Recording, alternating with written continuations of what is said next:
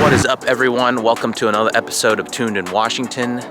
The LS460 is finally back in my possession. Finally got it back from the body shop. I've been waiting for good weather for us to film out here, and today we finally got that. So this vehicle has been on sort of a hiatus since my accident.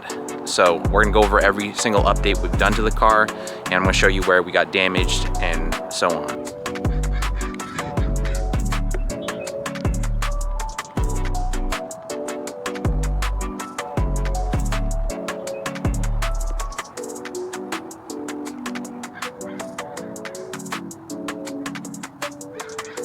All right, guys, now we're gonna go over the rundown of the Mako invoice.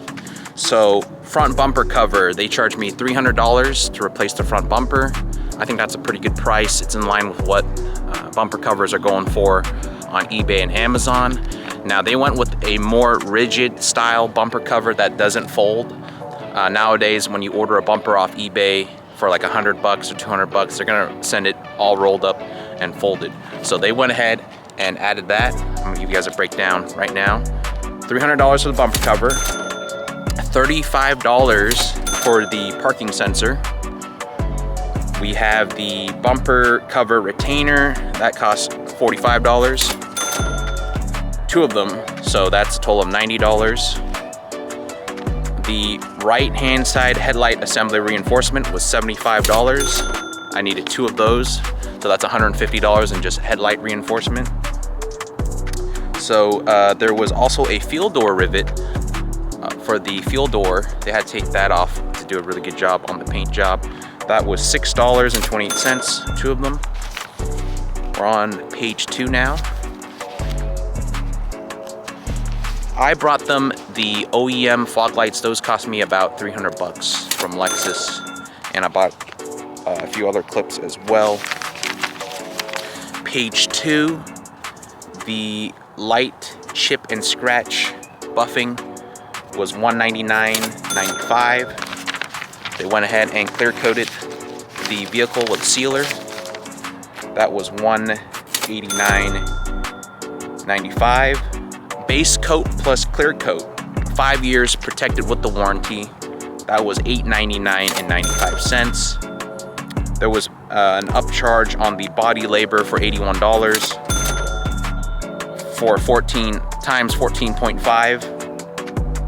The labor finish was $81 an hour times 3. So let me guys give you a final total. Before I give you the final total, please like, comment, and subscribe. Let me know what you guys think. How much did I spend to replace the front bumper cover and get the whole thing painted? All right, time's up. So the grand total that I paid to Mako was $3,186.60. I went ahead and put that on my debit card. Paid that sucker right off because we don't want any debt, especially since this vehicle's paid off already. So I went ahead and actually paid it in full. What do you guys think? Is that expensive? Paid a little north of $3,000 to get this whole thing painted. I think it looks absolutely fantastic. The Mako that I use in Shoreline does an absolutely fantastic job. They painted actually my 4Runner as well as my MR2 and my work van, so I trust them on any project that I need painted. And overall, the work speaks for itself. Paint match is fantastic. I know sometimes when you paint a plastic bumper cover, it will look off. But since we went ahead and painted the whole thing, everything looks uniform, just like the day it left the factory in 2008. We kept the roof black, which I like to give it that contrast look.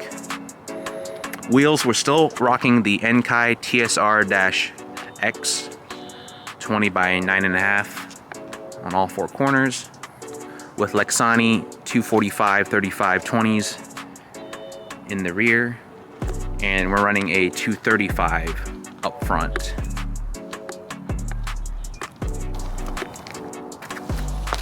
All right, so on the front end, we went with just the OEM grille again. This is similar to the one that I had, but this one does incorporate the radar cruise behind the emblem. Now my vehicle doesn't have the radar cruise control, but you can still fit the actual grille. The benefits with that is you get the nicer, more modernized emblem, which complements the headlights in my opinion. Went ahead and also got 2 brand new OEM headlight housings, non-tinted. I used to have these tinted yellow for that JDM look, but now we are going more clean with the actual grille and matching the front lip. Let me know what you guys think in the comments. Should I tint this back to yellow or should I keep them OEM clear? On the rear end, we went ahead and updated the rear emblem as well. This is the more modern looking Lexus emblem. Still the same OEM style trunk spoiler, paint matched.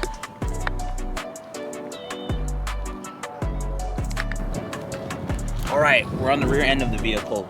Also from Boast is the rear lip, also made in fiberglass. Extends the lower rear end of the vehicle probably another 2 to 3 inches lower. You have this custom integrated diffuser here. I think future plans will be to get this either paint or wrapped gloss black, give it some contrast. I told the guys at Mako to do it, but they forgot. Same thing with the front lip. You mount using the 2 screws on either side. And then there are also a couple of mounting brackets here that we go ahead and integrate into the OEM bumper. Overall looks pretty good. Again, paint matched for that clean VIP look. Coming to the side of the vehicle, we have the Easy Splitters from easysplitters.com. I measured out about 88 inches, being mindful to add an extra 2 inches on either side. Gives us this flared look, which does offer some sort of rock protection from rocks kicking back up. And it also gives me room for air when installing. So that pretty much gives us an extra inch of flaredness on both ends of the vehicle. I'll give you guys an up close look. This does feature a nice rubber lip that goes on the outer part here. It's to protect your shins from getting cut. Here it is on the passenger side. Looks really nice.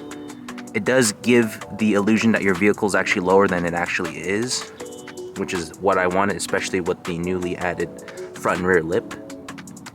And that's the up close look of what the Easy Splitters universal side splitters look like. You simply go on their website and give them the dimensions of the length, and they cut it for you and ship it directly to your house. This is the flared part that I mentioned earlier in the video.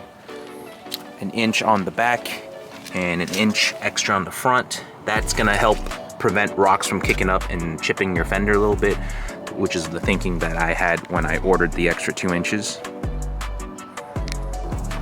All right, starting with the front end, we got the Boast front lip. This is a Japanese fiberglass lip that you have to import typically.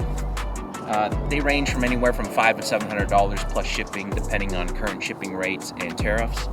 I got lucky and bought this one from a local reseller for $350, so pretty good deal. Had Mako paint match to the factory graphene metallic of the LS460. Fitment overall is pretty well done. As you can see, we got 2 mounting screws that mount to the actual OEM bumper. Fairly minimal panel gaps. They use some type of fastener here. And it really lines up pretty well with the body. I gotta be extra careful now. You can see how low that front lip is. I actually have crossed out the number of places that I'm able to drive this car. I know it sounds stupid, but when you're static and this low, you have to take extra precaution or else the fiberglass will crack.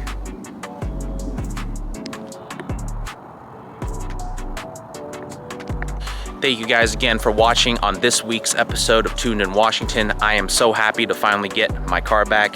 Went without this car for about 2 months while I was in the body shop getting torn apart and painted. Please comment, rate, and subscribe. Let me know what videos you guys want me to produce on this vehicle. We'll also do more mods. I believe we've done the majority of the mods that we can do, but there's always more to do. So comment what you want to see down below, and I will do my best to fulfill those requests. We'll catch you guys next time. Thanks again for watching.